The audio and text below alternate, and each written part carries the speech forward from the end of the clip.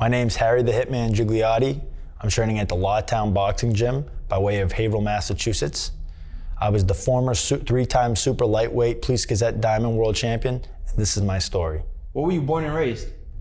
I was born and raised in Bradford, Massachusetts. It's basically Haverhill. Everyone says, Bradford, Haverhill, but I'm a Haverhill boy. I grew up in Haverhill.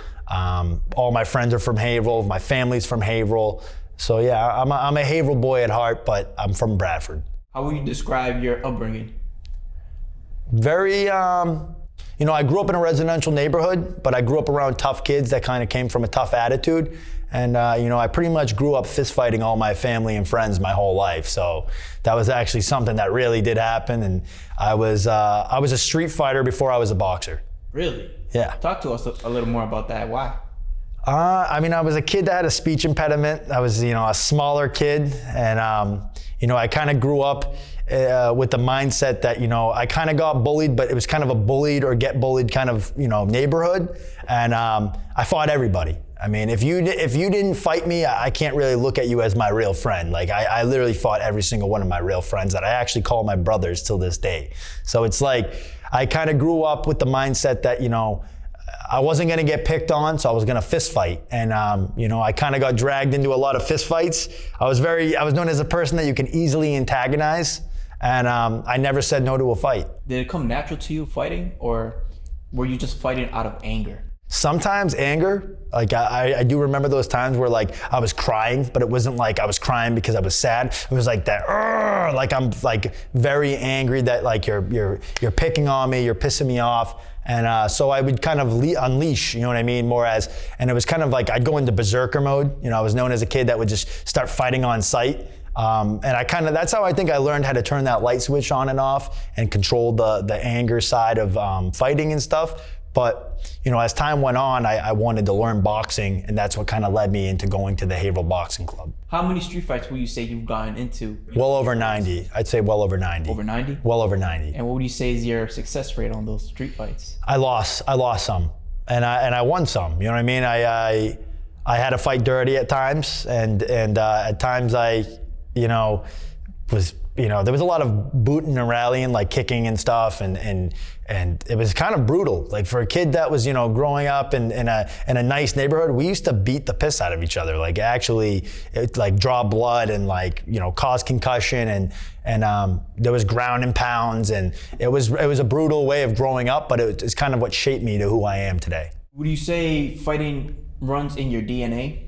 Absolutely. I mean, 4 generations, from my grandfather who trained out of the CYO boxing gym in Lowell, a tough kid that kind of grew up in a tough neighborhood. He trained out of Jimmy Entwistle's gym. These kids were sparring with 10-ounce gloves, no headgear. So it was just a different time, that kind of formulated the modern era of barbaric boxing, My Uncle Norman was training with Fletcher Carter at the YMCA gym in Haverhill, Massachusetts, which led into him fighting at the Golden Gloves and fighting. He was a 7-2 amateur. It's just cool to see the organic side of where my family came from and where it kind of trailed to today. So fighting pretty much is your family's heritage. 4 generations, man. 4 generations, wow. All the way to my cousin Jeff the Hellraiser Fraser, God rest his soul. He was a national prospect, winning the National PAL tournament and sooner or later going to the Contender Season 1 and 2 series on NBC. And that was my biggest icon in life. That was someone that, got me into the Haverhill Boxing Club. And what's your nationality? I'm Italian and Irish, but I just recently found out I got a little British in me too. What was your first memory of combat sports? My cousin Jeffrey was, like I said, that was my icon. So I knew a lot of the club boxers that were kind of coming up in the game. And then obviously, Sugar Ray Leonard and stuff like that. Mickey Ward was one of my biggest, icons at the time. And then Arturo Gatti, those wars and stuff. But I wasn't really looking at the big mainstream side of boxing. Obviously then, like, you know, as I got older, I started hearing about Manny Pacquiao and stuff like that. And my best friend and training partner and cornerman, Kyle Wood, he was a big UFC guy. And I didn't really know what UFC was. And now, you know, I kind of led into going over to his house and kind of, you know, riding the coattail and the bandwagon of watching like Chuck Liddell era and stuff like that. And, you know, I just started falling in love with fighting. Did the sport keep you grounded early on in life? I mean, I didn't do it for sport. I did it for, you know, anger and you know, a spot in being, you know, heard, basically using my fist rather than my voice because I was so angry at getting bullied and stuff. So I was just trying to fit in, you know. I just wanted to fit in and make my name in a different way. I didn't ever even really care about the sport of boxing or I mean, I cared about it. I looked up to my cousin Jeffrey, like I said, but I didn't do it for sport. I did it more to protect myself. And in that fight or flight mode, I always wanted to fight rather than run. And so learning how to box is what kind of proved, you know, okay, these kids outside the gym aren't going to be able to beat me anymore, you know, and then it led into competition and stuff like that, wanting to test my waters in the ring. So at what age do you come to that realization that, you know, I want to take that step into training like a pro and training like a boxer? So I made a post on Facebook when I was 14 years old, the summer, going into my freshman year. And then it didn't actually happen until the end of my freshman year after I got expelled from my school, Whittier Tech, that I was attending at the time. I was getting into trouble and stuff, and my cousin Jeff's like, you know, come to the gym, come home, you know what I mean? So I went there, and there was a big meet and greet. Mickey Ward was there, you know, Boston Herald, all these spotlights, and I loved the spotlight. I liked what I was seeing, and from that day on, I was just coming into the boxing gym. The first day, my cousin Jeffrey came running out to my dad and was like, Uncle Stevie, like, this kid's good. This kid can do it. Like, you know what I mean? There's a real thing into boxing that, you know, a kid comes into a gym and hits a bag and you can already see right off the bat if he has it or not. You know what I mean? And I was one of those kids that, you know, knew how to listen, but knew how to take charge and kind of formulate into, you know, an understanding that some kids just can't do in boxing. So it was like you said, it was just a natural thing that I picked up on, and it probably had something to do with the bloodline as well. How was your work ethic though? Weak, you know. I was known as a kid that liked to smoke weed. I liked to chase girls. I liked to go to parties and stuff like that. So I think that hurt my amateur career. I had a 4-7 amateur record, but I mean, I competed against the top guys, and I lost a lot of those decisions by 1 point. But you know, some of them I do blame on myself. I think that if I committed myself a little bit more, I wouldn't have lost those 1 points. You know what I mean? I would have been able to push the extra mile. And you know, these are things in life that taught me lessons though into who I am today in the fight game. So you were pretty much living like a double life. Like you were, you know, trying to be a boxer and, you know, living the street life a little bit? A party animal kid that, you know, playing beer pong and then showing up to the gym hungover and thinking I could do both. But in boxing, you can't play boxing. You can't live a double life. And, you know, there's a lot of guys in boxing fall because of the spotlight. You know, you get caught up in the antics. So I'm happy that I kind of already lived that side of life and grew up past those times.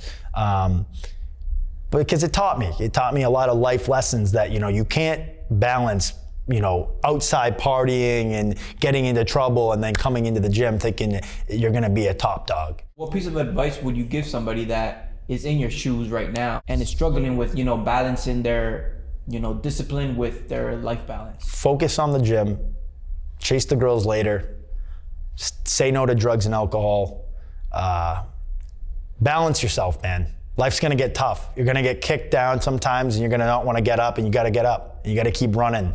And sometimes you gotta crawl before you can walk, but you know, it's a long way to the top, and when you do get there, it's one of the most rewarding and best feelings you'll ever feel in your life. And make sure to shake hands with everyone, but don't trust everyone. Around this time, you know, you're an amateur fighter, you're partying a little bit, you're working out. Do you have the mindset, or do you have a dream to be, you know, a world-class boxer? You know, I wanted to win. I never wanted to lose. The losing's the worst feeling in the world. But I was so caught up in like thinking I could go smoke a blunt and go on a BC and then go hit the bag and spar and think that I was in shape. You know what I mean? I wasn't a kid that was like how I'm training now, doing hard intervals and going running 7 to 10 mile runs and doing heavy sprints and sparring 10 rounds. Like I would spar 3 or 4 rounds and be exhausted. You know what I mean? I was that type of kid. And you know, I came in second place the novice year in the Golden Gloves at 132, and I beat a kid named Winder Francisco, who was 4-0, who was, you know, was a pretty good amateur at the time for fighting at a Somerville boxing club. So, you know, I beat good guys at the time, but it was just kind of just being a good boxer. I was a good boxer, just didn't have the work discipline. You know, that's kind of what played a role into my amateur career. You didn't have like a coach that was there for you? My cousin Jeffrey killed himself, man. About, I think it was 13 years ago now in February.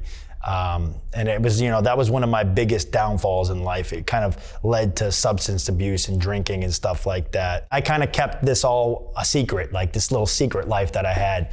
And I mean, people knew that I was definitely, you know, a teenager that was getting into trouble and shit. My grandfather was the first one to say, you know, it's easy to get in trouble, Harrison, but it's a lot harder to get out of it. And I actually didn't realize it until later on in life that it's a very true fact. And you know, you can get caught up in bad situations when you surround yourself around the wrong people.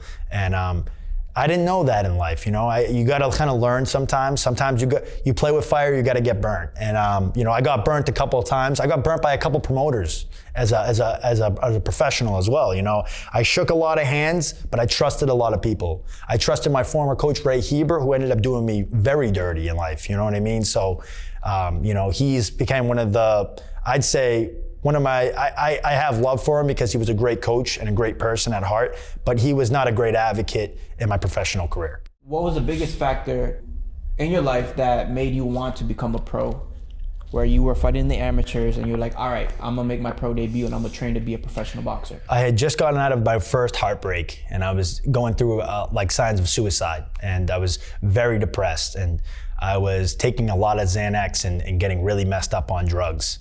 And it became to the point where I was like, enough's enough, man. I gotta get my life, or I'm gonna die. I'm gonna end up dead.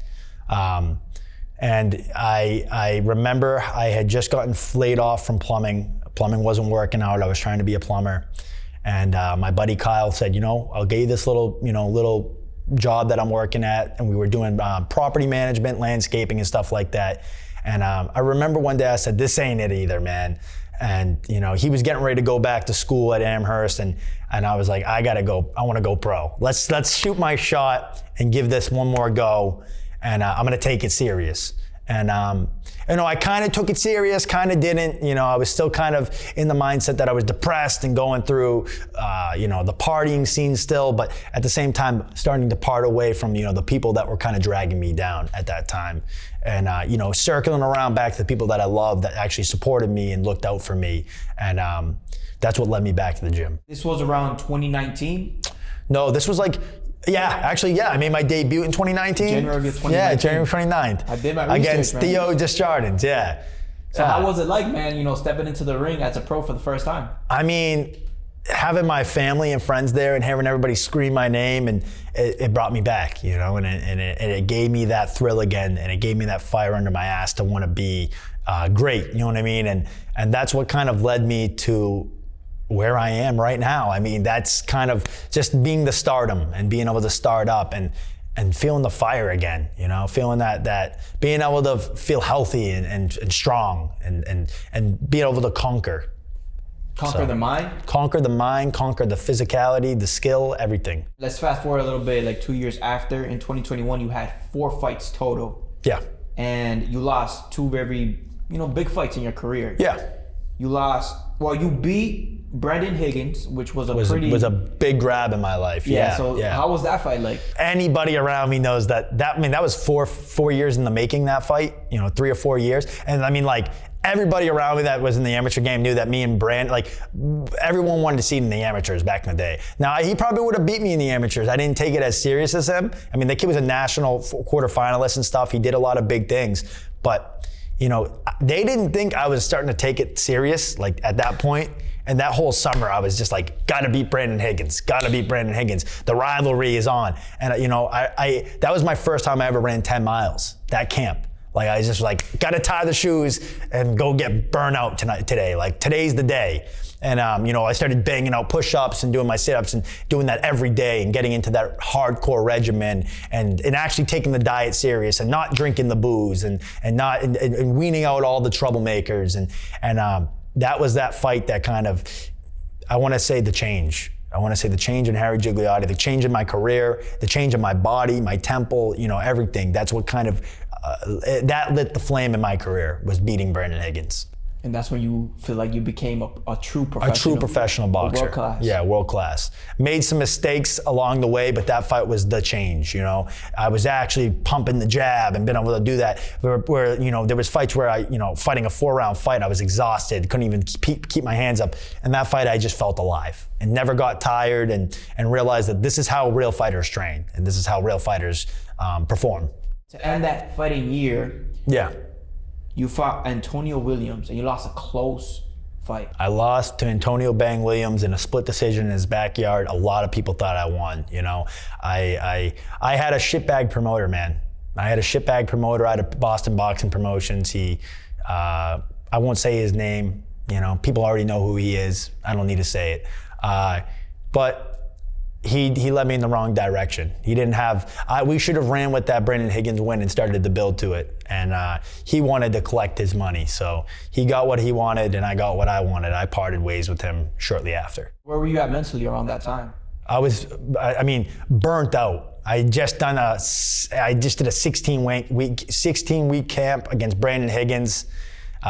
Trained my ass off. And then, I got him calling me the next day going, you want to fight Antonio Williams in Miami in 8 weeks? And it's like, at that time I was running off like the pure high of winning. And it's like, yeah, I'll fight anybody at that time. You know what I mean? And then I was like, I don't think this is a good idea. Actually, like 3 days later, I was like, this is a terrible idea. Like this kid's really good, 5-time amateur prospect. He's training with Adrian Broner and Gervonta and he's in camp with these. And it's like, dude, I don't have those people around me to like help me push that extra, like we should run with this win against Brandon. And he was like, yo, I'm gonna sit you out and you're not gonna fight for the rest of the year. And it's like when you're kind of relying on selling your tickets and getting your sponsorship, that hurts you. That hurts your finances and stuff. So I learned early on that like I said, shake hands with everybody, don't trust everyone. And that guy right there was someone that you should never trust. What are some signs that you look for a trustworthy person that you can trust in the boxing world? Family. Friends. You can't trust all family, but you can trust the ones that have been around you since the beginning. The ones that want to jump on the coattail when you start winning, those are the ones you should never trust. And a lot of people will say they're your friends, and they're not really your friends. They're just there to be like, yeah, they want to be there for the winning. And when you're losing and you're down, they're not there. And a lot of those people weren't there when I was at my lowest. And they weren't there when I lost my first couple fights. You know what I mean? So, as I'm kind of shifting over now and, winning a world title and stuff like that, I got a lot of those people kind of coming back around and it's like, yeah, I don't need you. You're good. Hey, enjoy the ride from the outside. Watch it. Watch the winning, basically. You fought on ESPN Top Rank in 2022 against Tiger Johnson. A lot of people thought that was crazy. How did that opportunity come about? Third-party guy hit me up. I was at a low point in life. I had just gotten arrested. My ex-girlfriend, who I caught cheating on me, got me on a domestic case that I ended up beating later on. The Eagle Tribune didn't want to mention that, but they ended up writing a huge article about it, burning my name, throwing it in the mud. Mike LaBella, I'll say it who it is because he said my name. He's known as a dirtbag guy that kind of just writes articles to build his name. And he's a low budget guy. He's not a guy who's even big or heard of. So he tried to drag me through the mud so he can build his name. And now he's nowhere. Now no one even knows who he is. He didn't get anything from it. But I ended up taking that fight. That's what led me to take that fight. I needed money for court, I needed money for a lawyer. And so I got, offered 10 grand to go fight Tiger Johnson. And I said, you know what? I'm not afraid of anybody. I've already tried to kill myself in life. I'm not afraid of death at this point. I'm gonna go fight Tiger Johnson, win or lose. I'm gonna face this man and we're gonna settle it. I'm gonna get my payday. And that's what I did. So I got, a guy that was, third party, messaged me, knew I was at a low point. I said, let's do it. Yeah, let's get me the contract. So I ended up on top rank in that August 27th of, I think it was 2022? Who's Tiger Johnson? Like, who is this guy? Olympic quarterfinalist. I mean, he lost to the gold medalist. I mean, so a lot of people essentially think that he could have been a world champ or even an Olympic champion, a gold medalist and stuff. He's heavy pedigree, man. I think he's the future. And, he's on Pro Box right now, but he was signed at Top Rank. And some people say he's, the prime time of where boxing's kind of going to be right now for the next generation coming up. And I think in that fight, man, you showed like your heritage in that fight, like your bloodline and your fighting spirit. I dug as deep as I could. I couldn't beat his timing. That's just what it kind of came down to. He was a little bit more obviously sly and quicker and produced. He had a lot more knowledge. And but I never said no. I never wanted to give up, and I don't think the fight should have stopped. I don't think it was. I wasn't ever really out of the fight. He never really caught me flush enough where I was ever rung. My belt was never rung. I mean, my nose was broken, my orbital was a little cracked, but I mean that's just from the wear and tear of him hitting me and putting the combos together. The kid's sharp, and I was landing shots too. I mean, my punch count was a lot lower than his punch count, but to go toe to toe with an Olympian like that. It says a lot about who I am as a character. Yeah, and you showed no fear. No fear, no retreat, no surrender. What did that fight prove to you and others? It taught me that anybody can do it. Anybody can do it with the right mindset. Anybody can do it with no fear. But you got to be able to take, the right jumps, and you got to make sure, don't do what I did and just say yes. You know what I mean? Build yourself up. Build your career and learn from people around you that are actually successful, Like I said, I didn't have a lot of successful people around me. I had people that were kind of using and abusing my career and my yes man mentality to just not be afraid, And you need the right people around you that are sometimes like, no, don't do that. Like, don't take this fight. But I didn't have that. So I wasn't afraid. I needed the money and, right place, right time. I guess I got called to fight Tiger Johnson, and I just didn't want to say no. At this point in your life, how old are you? I was 27. What would you say had been, at that point, the hardest moment in your boxing career? I was getting ready to hang it up after that one. I was like, I don't really see anything really coming out of this anymore. I'm getting into trouble outside of boxing. I can't catch an effing break. So you weren't looking at the bigger picture? I was like, I'm done. And then they're like, maybe we can get you a fight against Frank Martin. I'm like, I'm not fighting Frank Martin right now. You know what I mean? I just lost against Tiger Johnson. I'm not going to fight Frank Martin. And that was like a fight that they were trying to kind of see. If I beat Tiger Johnson, I would have definitely got that fight with Frank Martin. So that led me to go fight and start training again. Well, no, just start training again, getting into the gym. And then I was like, you know what? I'll sign with Mike Reyes. That's what led me to sign with Mike Reyes. And he promised me a lot, was a good guy, but kind of fumbled the bag a little bit and couldn't juggle his own promotion. But he got me an ABF title. He did a lot for me at a time when I was kind of at my lowest. So, that's when we fought Brandon Sandoval over at the Lowell Memorial Auditorium, and I won my Atlantic title. What year was that? That was 2023, right after the new year. Okay, so right after the Tiger Johnson fight? Right after the Tiger Johnson fight, yeah. And then that summer I fought Mike Gohan Jr. A lot of people thought that was the New England fight of the year, Some people said that was the clash in New England. That was one of those fights that, you get the South Shore kid fighting the North Shore kid. There's kind of been bicker between gyms and, there was I don't want to say there wasn't like a rivalry, but it was a rivalry, you know what I mean? And Mike became a buddy of mine. We actually sparred a couple times. He helped me in camp, and I helped him in camp. Mike's known as a kid that doesn't say no either. Fought Abdullah Mason, Bryce Tiller? Yeah. Bryce Till? Yeah. He fought all those guys. He's been on Top Rank and stuff. He fought Tiger Johnson too. And ironically enough, we both got stopped in the 5th round. I thought I showed a little bit more heart. I didn't want to get stopped. He kind of, he caved and possumed up. But Mike is a tough kid, man. I mean, I got hit with his liver shot, and I had never felt that in my life. So that was the first time I ever felt, I used my own weapon against me. I guess you can. I mean, he used his own weapons that I normally use against me, and I was like, holy shit, man. That's just. getting up in that after the 6th round and feeling that shock in your body is just, and I still gave it all the way to the 8th round. We battled it out. So. And it was a split decision, right? It was a majority decision. Majority? Yeah, and a lot of people thought I won, or it could have went to a draw. But you know, I went to his backyard and I fought him out in where was that, in not Brockton, but Quincy. it was Quincy. Yeah, I was there. Quincy. Yeah, I was there at that fight. Yeah, The big stadium outdoor. yeah, Right? outdoors. At this point, I'm kind of a journeyman. You know what I mean? I'm not a stepping stone, but I'm kind of a gatekeeper if these New England guys want to get to that next hump. And I didn't want to do that anymore. I didn't want to be known as that. So I'm like, you know what? Do I want to hang up the gloves? Is my career over now? Or do I want to keep trying to, you know, build and pad the record to go get a big fight to maybe lose and kind of demoralize and feel low again, you know? And then I get, you know, a call from BYB at the time. Now they're BKB, Backyard Brawling. And they're like, you know, do you want to give this an opportunity? And I'm like, you know, I'd love to take the shot. Yeah, I had gotten calls actually months prior, fun fact, by BKFC. And they wanted me to go fight Reggie Barnett, their world champion.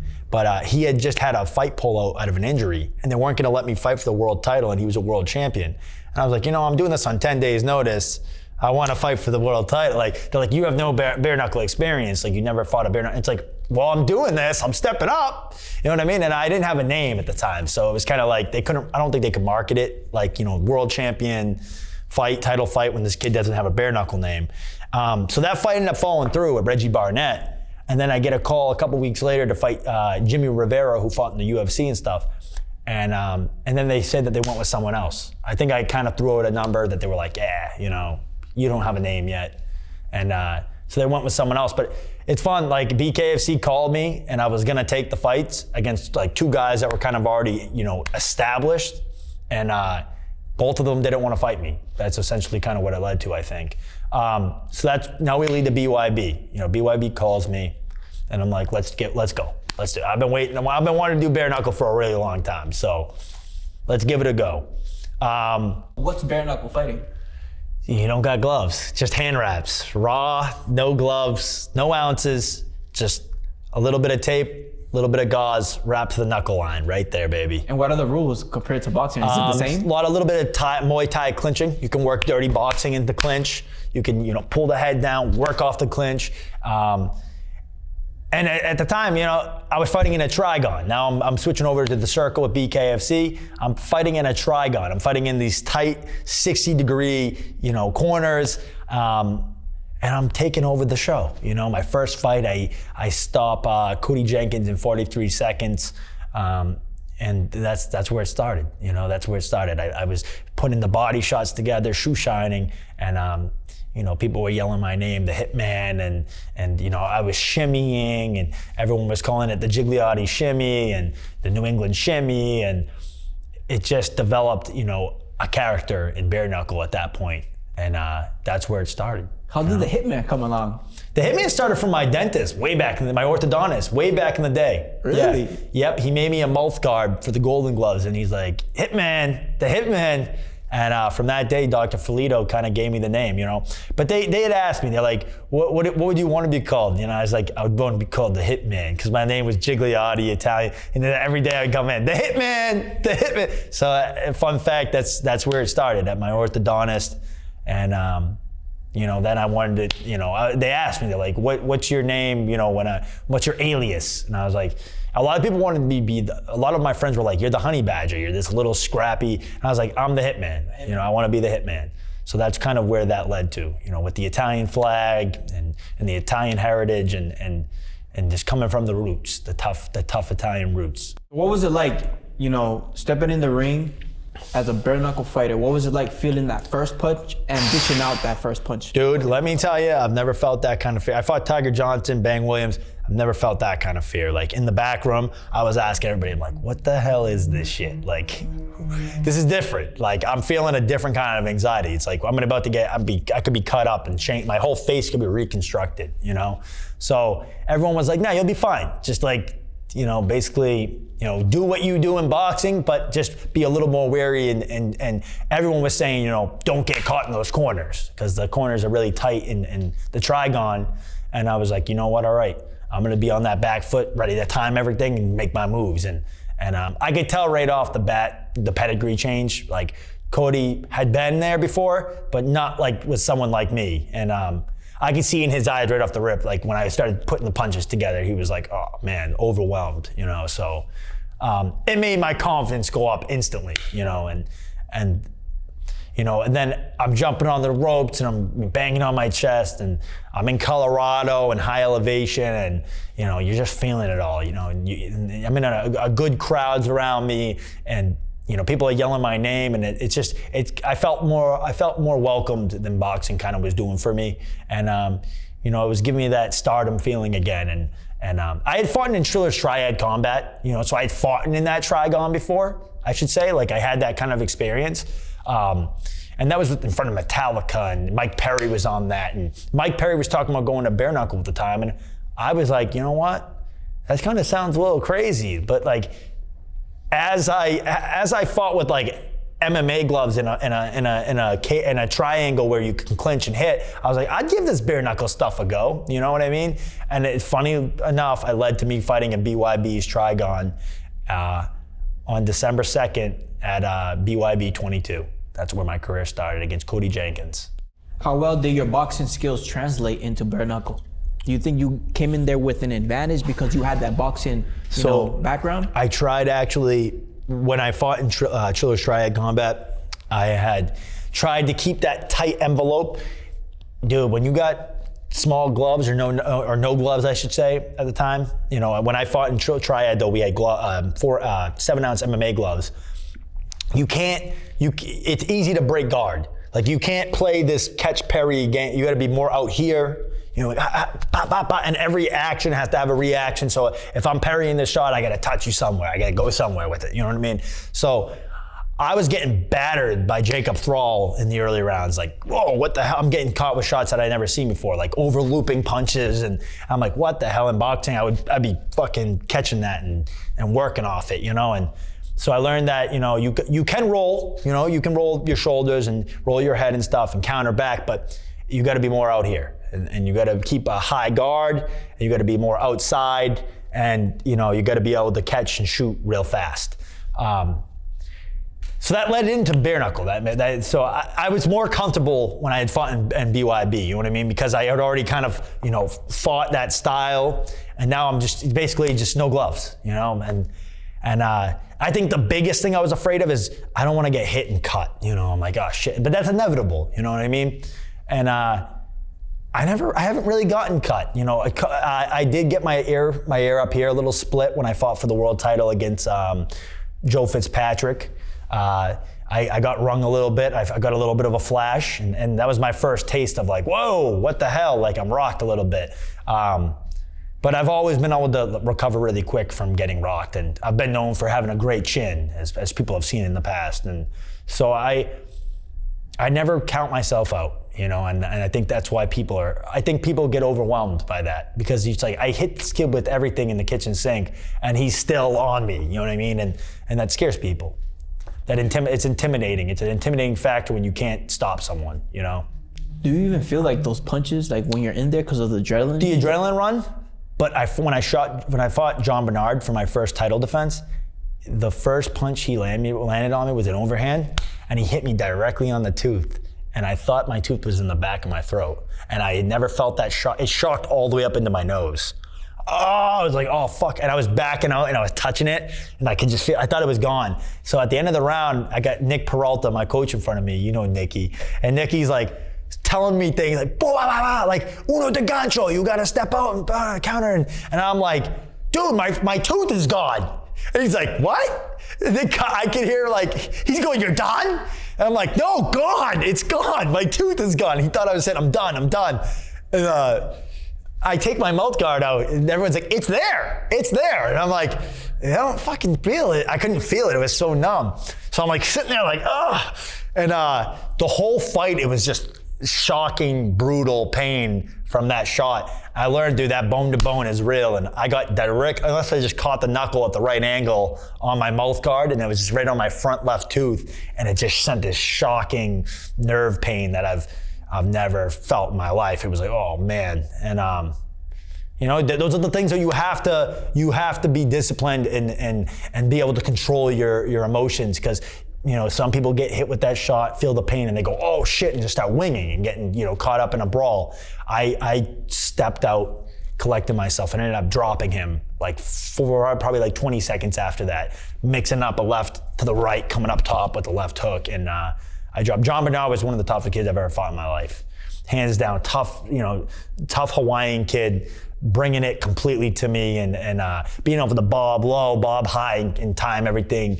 And it was just, I didn't think he was gonna be as masterclass with the bobbing and weaving, because he comes from an MMA background, but he had a little bit of that boxing movement and pedigree, and it made for one of the fight of the night. It got fight of the night, and it was a fight of the year runner on the ballot for fight of the year. You know, and I think it should have got it. You know, some people say that was the fight of the year, and some people said, you know, it didn't. My buddy David Winiarski, though, my boy, got it. So I'm happy to see that it went to someone that, you know, is a brother of mine. So in 2024, you achieved a milestone. You had a big accomplishment. Yeah. What was it?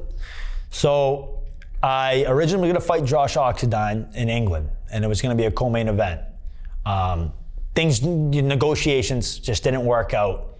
So the fight was going to fall out. And then I get a call, and they're like, do you want to fight for the inaugural super lightweight world title against Joe Fitzpatrick?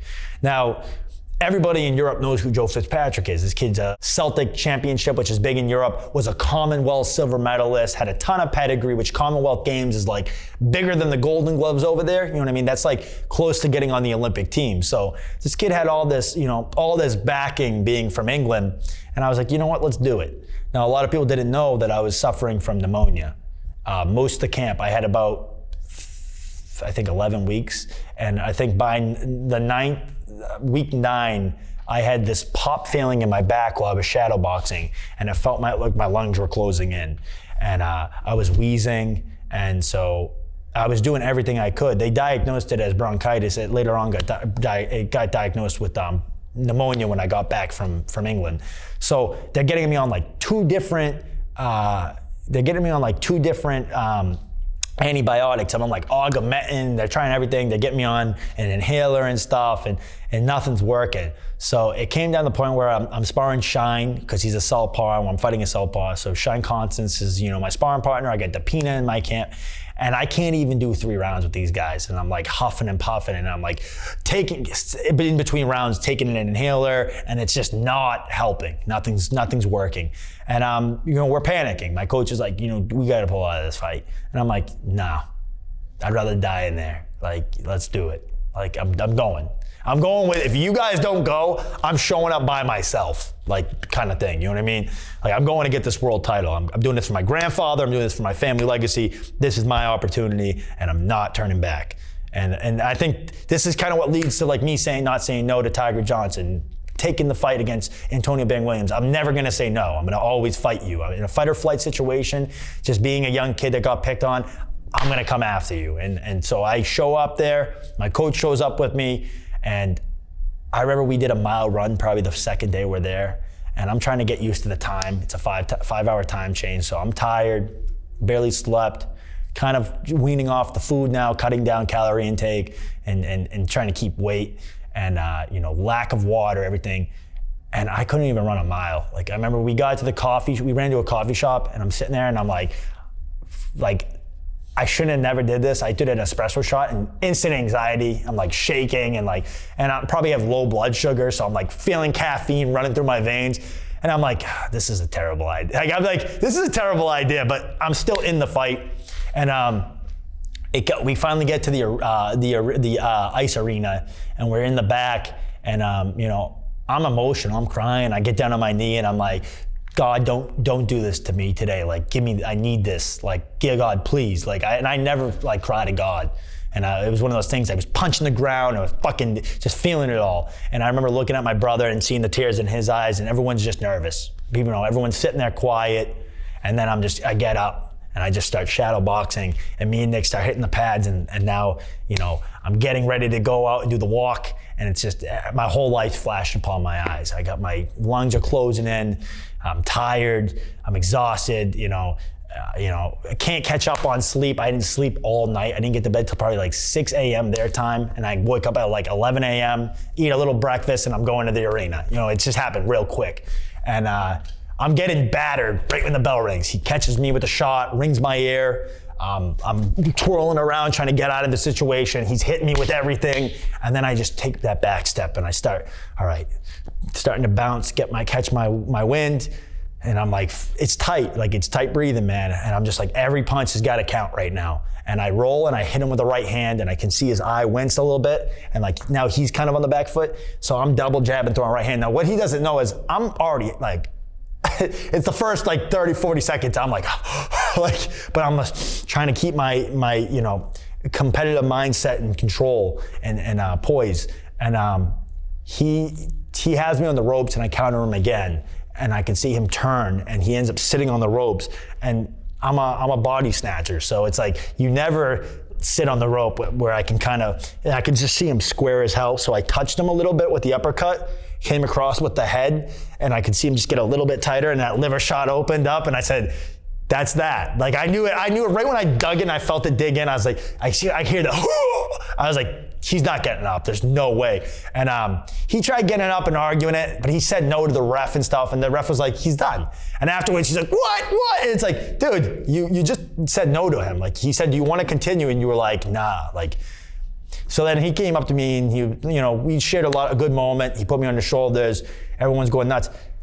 I'd never felt that rush in my life. Like, I'm getting the title on me. I'm getting to talk. I dedicate this fight to my grandfather. I'm suffering from pneumonia. The pressure the night before at the weigh-ins, I put all the pressure on me. Like, I'm doing this for my papa. So I'm like feeling now. I'm like, fuck, I really got to do this. Like, this is really happening.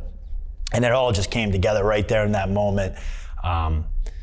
And, I just, I could feel my career starting to kind of now illuminate in bare-knuckle. And it's like, I'm a world champion. I just succeeded.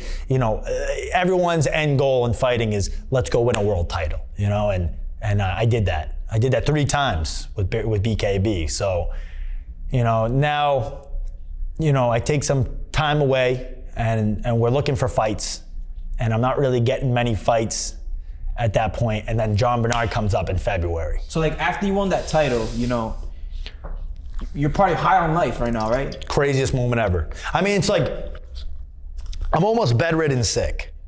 And then I'm depicting whether I'm probably gonna die in this fight because I'm feeling like my lungs are on fire, and it's like, why am I doing this? But it's like, because that's what a fighter does. A fighter rises above any occasion. You think a gladiator back in Roman times was like, I'm sick today, I'm not gonna go fight this tiger? No, if you don't fight this tiger, they're gonna behead you. These guys, these ancient Roman Empire they're gonna kill you. So you got 2 options. You get in there and you produce the show. So I produced the show like a real fighter would. And a gladiator mind, it doesn't change, and that's just who I am. And like I said, when an occasion comes, you rise to it, and that's just what a warrior does. And what was it like after? Like, were you facing any like temptations? I took some time away. I went to New Orleans. I actually got jumped in New Orleans. Being an idiot, got a little too drunk. I ended up going out looking for some weed, and I ended up getting jumped by a group of kids. Got jumped, put in the hospital. So I'm like walking through New Orleans with pneumonia, hammered. I get up in the hospital bed, I wake up, and I'm in a gown, I got kicked, booted, I got jumped, yeah. And I'm like, what the hell, where am I? I'm in a hospital bed. I was walking to every court Marriott in a hospital gown. Like, where, is my hotel room here? Like, I didn't know where I was. I'm in New Orleans. And finally I got back, and I'm like sitting on the toilet, and I'm like, and Kyle comes walking in, and he's like, dude, I thought you were dead. I'm like, no, I'm alive. Like, here I am. And then we got back, and that's when I went to the hospital because I was still facing these burning feelings in my lungs. I ended up having pneumonia. So like, I let it go on for a little bit. I could have died. Like essentially, pneumonia can kill you. It can go to your heart, it can go to your organs and stuff. So, I'm a crazy-minded man, and I like to have fun, but fun can cost you a lot. And I got right back in the gym after that. You know what I mean? Like, I realized, like, okay, life's short. Let's get back and get ready. And within that week of getting on proper antibiotics, being properly diagnosed with pneumonia, I was back in the gym getting ready for February against John Bernard. Did your mindset at all change once you became a world champion? Yeah, the training regimen got different. Whether it was double sessions, the recovery got different. Whether I was doing ice plunges and sauna recovery, going to see my chiropractor. Shout out Canosa Chiropractic offices, Dr. Amari. You know, he treats patients without harmful drugs. He's one of the best around. And you know, I do infrared light therapy. I do a ton of that. I do electrostim on my muscles just to keep them, you know, loose, ready to go, and repaired. You know, so you got to have a good team around you. You know, this isn't just about a one-man thing. And you know, you got the fighter in there that's producing the entertainment and being the fighter, but you need to have the people around you and the proper people to help you along the way. So you just recently made a huge announcement. Yeah. This past week. Yep. So I just left and parted ways with BKB, unfortunately. You know, I do love everybody in that promotion, but I feel like I outgrew them a little bit. You know, there's no hard feelings. They did a lot for me at a low time in my life. So I signed with BKFC, the bigger platform. And, you know, I work under David Feldman and Conor McGregor. Those are my bosses now. We got a lot of big things coming up. I'm going to be making my professional debut with bare-knuckle at the Mohegan Sun in March. The opponent's still TBA, but it's coming, and it's going to be coming really quick. And you know, we're in the gym not just to do this interview today. We're in the gym to also go burn out and get tired. You know, so you know, I'm doing this interview with you, and then I'm getting right to work after. So it's kind of this is it. This is what it's all come to right now, and in my life, just seeing the improvements and the downfall and the climb again, and it led to this moment in my life where, you know, I'm going to become a future champion in BKFC now. You went from the minors to the majors now. Yeah, bigger platform, bigger names. And bigger competition. Bigger competition. Okay. I mean, I can't say that because Callum Skane, the kid I fought recently in the summer, is a ex-Pan American, was a Walsh on the Walsh like Olympic team, like Pan American team. So it's like, I fought a kid that had 75 amateur wins and 15 losses in the amateurs, and beat him in the fourth round with a shot to the solar plex, you know? And that was my third title defense. I mean, that was my second title defense, making me a 3-time world champion. And Callum, a lot of people had him whitewashing me. They were kind of building it up and circulating around. This kid's the next golden boy and bare knuckle. And it's like, no, you haven't seen nothing yet. And you know, he was saying, night, night, bitch, bring a pillow. And I went over there on his home turf. And I showed everybody that, you know, I'm not afraid of anybody, I'm a conqueror.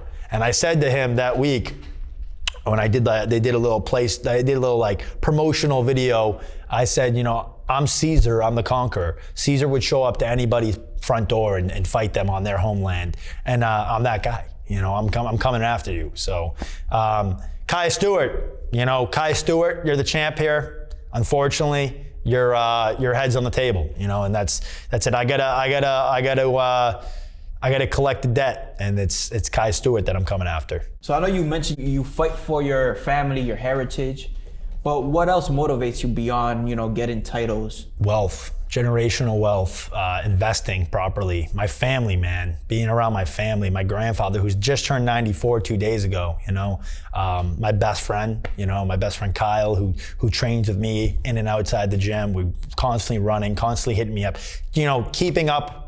My girlfriend motivates me. I love being around my girlfriend in those moments, those late nights where you're kind of going through emotional stuff and you're second guessing your career or second guessing this. You need to have the emotional support and the people around you to give you that love and that proper guidance in keeping your mindset calm and collective. Looking into the future, let's say 2 to 3 years from now, what are you looking to achieve?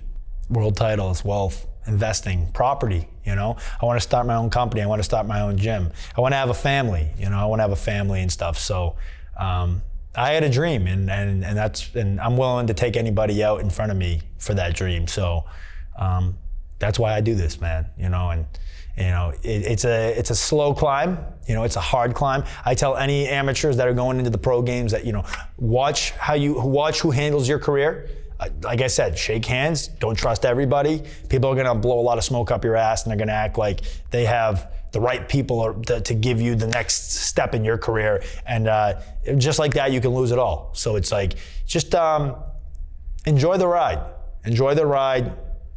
and just focus on what you need to do to grow as a fighter. Be humble, but have fun with it. You talk a little shit, it's okay. You know what? Sometimes you got to be the bad guy. Sometimes you got to go in as the hero. But at the end of the day, it's entertainment. Everyone should go home healthy. Have fun with it. But be a fighter. Be a fighter. Be a boxer. You know, illuminate, grow, and like I said, don't trust everybody, because a lot of people will tell you they're their best friend, and right when you turn your back, you're getting stabbed. What's the biggest misconception people have about you as a fighter? A lot of people say, "Oh, he's a stepping stone," or he's a bum or a taxi driver. Just like I said, maybe I didn't have all the right guidance, and maybe I didn't have all the right people around me to help me through camp at times and sharpen me as some of my opponents did. You know, training with Olympians and stuff, or having the proper nutritionist and stuff. Like, I did a lot of my own dieting by myself. So it's just, I didn't have a lot of the things in the investments that I needed, and I invested in myself, and I started taking advantage of the things that I needed to take advantage of, and I learned that sometimes this is a cold world, and I became my own speaker, and my brother helped me along the way. Like, my brother managed my most of my bare-knuckle career. Recently, you know, he just got engaged, and he's focusing on his own business, but he's sponsoring me now with his Farm and Ears. Shout out Farm and Ears. They're he's working with the FDA. He's a chemical engineer, and he's doing his own thing. He's started his own brewing company. He's brewing his own beer now, working on new tastes with IPA and stuff like that. So my brother is one of my greatest supporters as well, and you know, sponsoring me and keeping me in the loop with things, and also you know, I think one day I'll be a future investor in anything that he grows with, because, you know, I like to keep ties with my blood, and that's my best friend. So. Outside of fighting in business, my brother's been one of my greatest supporters as well. What is Harry doing when he's not training or fighting? Do you have any hidden talents? I just like to have fun, man. I like to run. I was actually a national qualifier in the Junior Olympics back in the day, AAU, USATF. I went to Orlando, Florida for nationals. I actually placed in the top 100 track and field? In the country, cross country. Cross country. Yeah, I actually won the AAU long jump back in the day for New England. What's your fastest 1 mile that you've ever done? In 8th grade, I ran a 5:08. In the future, I want to train for the Boston Marathon. That's something I want to do. I want to run for charity. I want to help the youth and stuff like that. So that's my dream. That's like something that I've always wanted to do. And I think later on in my career, when fighting's over, because they say, like, a fighter gets caught up wanting to compete still, and that's why most fighters die or get brain trauma and stuff like that. I want to invest in, you know, TBI and things like that, traumatic brain injury, and CT and stuff, and do more and help with whether it's psilocybin. Like, they've been doing a lot of psilocybin studies with psychedelics and stuff, and how it helps the brain and stuff. So I want to invest in that kind of stuff, and maybe even do trials. I actually have done some trials. I did a little psilocybin during one of my camps, and was microdosing psychedelics, mushrooms, psilocybin, and that helped a lot. I wasn't doing it to trip. I was just doing it to change the mindset a little bit and give me a different dialect and vision. You know what I mean? Keep the vision. You want to keep your brain sharp, and sometimes you got to test new medicines, and I think the future is going to be whether it's ketamine help for people that have depression, and people that go through TBI and CTE with psilocybin. So that's something I want to invest in later on in my career. And then the youth, you know, I want to help the youth, and I want to give back to what, you know, my coaches gave to me. So those are my future goals in life, is just to invest in the proper things and have the proper people around me. So you've built an amazing career. You have accomplished a lot. Yeah. I'd say so. Do you plan on passing down your family fighting legacy to the next generation? Would you want your kids to follow in your footsteps? I've had this talk, and if my nephews or nieces or sons or daughters ever came to me and were like, "Hey, we want to do this," I would tell them to give it a go. And if they're not good at it, I would say, "Listen, you don't need to do this." But if they're good at it, try it. And if you don't like it, then stop doing it. But I would never force my kid or anybody to do this sport. I think it's a brutal sport. I think you have to want to do it. A piece of you needs to want to do it. But if my kid one day was like, "I want to follow in your footsteps and I want to give it a go," and he was nasty at it, I'd be like, "Yeah, Hell yeah, he's nasty. Why not? Let him beat people and take the crowns. You know what I mean? So it just kind of comes from the heart. I think that if my kid wanted to do this, then I would allow him to do it. Yeah, but I wouldn't want, as a father, I wouldn't want to see my son getting hit and stuff like that, or even daughter. You know, vice versa. So it's a tough sport, man, and it's brutal. But you know, that part of me always does. You know, that's when I have kids, we'll get to that point. But I mean, family legacy is everything to me, as you can tell. So I want them to know boxing. You know, I want them to know where we come from. You know, where the Fraser side comes from, and now the Gigliottis. Would you ever make a return to boxing? Yeah, you know, right place, right time, the right handshake. Yeah, I would. If Eddie Hearn came up to me and was like, "We got to fight," you know, and it made sense, and it was kind of that Mickey Ward title guy, I wouldn't even do it for the title. I would just do it for the clash. You know, the clash between Titans. I would want a mutual 50-50 fight, and I'd bring a war. You know, and I think I'd give the fans one of the funnest fights they'd ever see. So, I mean, if anybody saw the Mike Gohan fight, that belonged on TV. That was a fun fight to watch. Anybody in New England that was there that day got a good show. So it's like, if you see me, when I'm at my best, you're gonna get a great show. And I'm always on my best now. So I would come back, yeah. I would do a Misfit boxing show too, but I don't look at Misfit. Everyone's like, I got a Misfit title. It's like, it's not a world title, but that's cool. That's a trophy. Like that's still something for your accolades. You know what I mean? So you want that. You know what I mean? But I think me having the Police Gazette Diamond World title is bigger than any Misfit title or anything like that. Like I actually competed against world-class fighters of this bare-knuckle realm. You know, so some would say that I'm one of the greatest in the sport, and I like to be humble, but I am on the pound for pound list. And I think one day you'll see me up there with like the legends like John L. Sullivan and stuff. So, you know, I'm a Boston boy, and you know, 40 minutes being outskirt from the toughest city in the world. You know, I think that it carries the heritage far beyond anything, including bare knuckle. Is there anything else that you wanna mention to your fans or anybody else that supports you that maybe you never mentioned before? Yeah, I think that. I think that drugs and alcohol had a lot to play with my downfall in life, you know, and I tell a lot of the kids in the youth, they don't even know that I've ever experienced with drugs like that, you know what I mean? And I've done cocaine, I've done things like that, and I've seen downfalls, and I've had nights where I didn't wake up, I was just lived into the next day, and I've sat there and hated my life and was contemplating suicide and wanting it to just end, and you're gonna hit lows in life. Just don't say yes to drugs. I mean, drugs are one of the worst things that ever came into my life. And allowing the people in that circle to be around me when I should have just told them, you know, I got my own things going on in life and I don't need you. You know what I mean? And I allowed the wrong people into my crowd, and you know what, man? And I gotta take my own actions on that. Is I should have said no. And it started maybe from a young kid just smoking weed and drinking, but it led to going to college and stuff, getting expelled from college. I went to the Keene State riots. I got caught throwing a bottle, got, you know, attempt of assault with a deadly weapon, and I did some jail time. I did a weekend in jail, but still, like, you know, 19 years old, I'm going to jail because, you know, I'm getting expelled from college because I was partying and doing drugs and being an idiot and not thinking about my life. And you know, I made a lot of mistakes in life. And I think that the kids and the youth need to understand that it's so easy to get in trouble and it's really hard to get out of it. And it's a slippery slope. And stay in the gym, man. Stay in the gym and stay healthy and eat right and be polite and be humble, and it will get you a lot further in life. That's a great testimony, man. Like, yes, sir. You've been through a lot. And like things that people don't know. Yeah, like being in Lawtown, man, I never knew these things that you were going through. Yeah.